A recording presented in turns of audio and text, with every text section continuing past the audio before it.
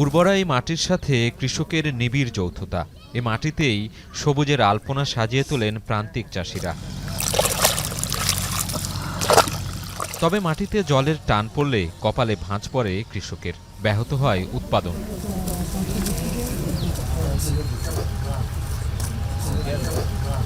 উত্তর জনপদের বেশ কিছু অঞ্চলে কৃষকের সেচের দুশ্চিন্তা দূর করেছে সোলার পাম্প।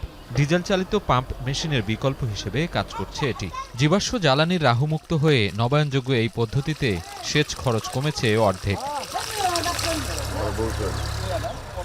বেসরকারি উন্নয়ন সংস্থা ব্র্যাকের তত্ত্বাবধান ও বেসরকারি ব্যাংক স্ট্যান্ডার্ড চার্টার্ডের অর্থায়নে সেচ সহায়তা পাচ্ছেন রংপুরের প্রান্তিক চাষিরা। 30 শতক জমিতে 15 থেকে 2000 টাকা ধান খেতে, বুড়ো ধানে।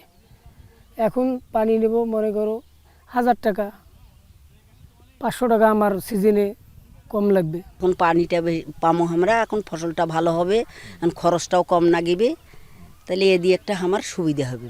করাতে মনে করো যে 3000 হইতে হইতে 4000 হইতে হইতে 5000 টাকা মধ্যে বিকেল আছে। এখন ওই অবস্থায় চলেছে, তারপরে তো এটা আল সোলারটা দিছে। সোলারটা মনে করেন হয়তো বা কারেন্ট থাকে না, অনেক সময় হয়তো বা সঠিক সময় পানি পাই না। আর সোলারের মাধ্যমে তো সব সময় মনে করেন এটা তো কোনো সমস্যা নেই। সিএসআর প্রকল্পের আওতায় রংপুর সহ উত্তরাঞ্চলের 5 জেলায় বসানো হয়েছে 28টি সোলার পাম্প, যার মধ্যে রংপুরে 9টি, দিনাজপুরে 11টি, নীলফামারীতে 4টি, কুড়িগ্রামে 3টি ও লালমনিরহাটে 1টি সোলার পাম্প বরাদ্দ দেওয়া হয়েছে। প্রতিটি পাম্প তত্ত্বাবধান করেন 5 জন করে কৃষক, যারা নিজেদের জমিতে সেচ নেয়ার পাশাপাশি অন্যদের পানি সরবরাহের মাধ্যমে অর্থ উপার্জনেরও সুযোগ পাচ্ছেন। কোনো ফসল আবাদ হতো না, জমি আছে কিন্তু আবাদ করতে পারতো না।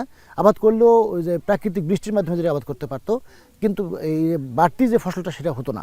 এখন দেখা গেছে তারা এই সুবিধাটা পাচ্ছে। এ ধরনের সেচ প্রকল্পকে কৃষির জন্য আশীর্বাদ বলছেন কৃষি অর্থনীতিবিদরা। বেসরকারি উদ্যোগের পাশাপাশি সরকারিভাবেও সহায়তার তাগিদ তাদের। রবি শস্য এখন কিন্তু অনেক ক্ষেত্রেই সেচ নির্ভর হয়ে যাচ্ছে, এবং এই সেচ নির্ভরতা কাটানোর জন্য আমাদের অবশ্যই এই যে ইন্ডিজেনাস ইরিগেশন এবং এর যে ইমপ্রুভমেন্ট, যেটা বেসরকারি সংস্থাগুলো নিরন্তর করে যাচ্ছে, এটার যথেষ্ট গুরুত্ব আছে।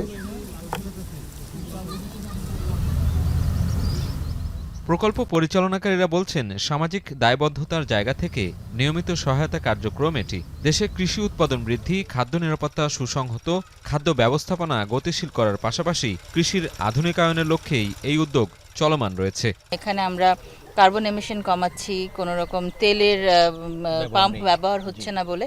সুতরাং আমরা ভাবছি যে আমরা আসলে এনভায়রনমেন্টের দিকটাও খেয়াল করে অনেক প্রজেক্ট করি। সুতরাং আমরা তো দেখতে পারি ভবিষ্যতে আরও কিছু যদি চাহিদা থাকে আমরা হয়তো এটা নিয়ে কাজ করব।